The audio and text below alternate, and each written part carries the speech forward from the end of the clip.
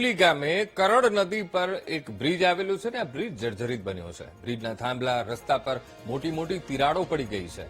પુલ પર ભારે વાહનોની અવરજવર પર પ્રતિબંધ મુકાયો છે. ત્યારે પ્રતિબંધ હોવા છતાં બે રોકટોક અવરજવરની એ ભારે વાહનો ત્યાંથી અવરજવર કરી રહ્યા છે. બ્રિજ પરથી પસાર થવામાં વાહન ચાલકોને ભીતિ સતાવી રહી છે, ડર અનુભવી રહ્યા છે.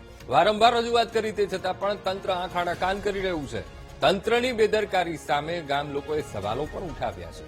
નિયમ ભંગ કરનાર સામે કડક કાર્યવાહી થાય તેવી ગામના લોકો માંગ કરી રહ્યા છે. જર્જરિત બ્રિજનું સમારકામ કરાવી આપવા પણ ગામ લોકો કહી રહ્યા છે.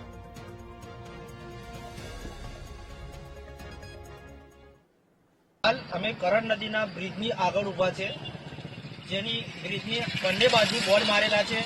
બ્રિજ જર્જરિત હાલતની સ્થિતિમાં છે અને જે અમારા ગામજનોની માંગ છે કે જે પહેલા ગંભીરાની અંદર જે ઘટના થઈ હતી એ ઘટના બીજી વખત ના થાય એના માટે અમે આ સમસ્ત મેવલી ગ્રામજનો તરફથી અમારી માંગ છે કે એની પર પ્રજાતંત્ર અત્યાર સુધી ઊંઘે જ છે, એ જાગે અને જાગૃત થાય અને બીજી વખત આવી ઘટનાઓ ના થાય એના માટે જે મરમ્મત કરવાની છે એ કરે.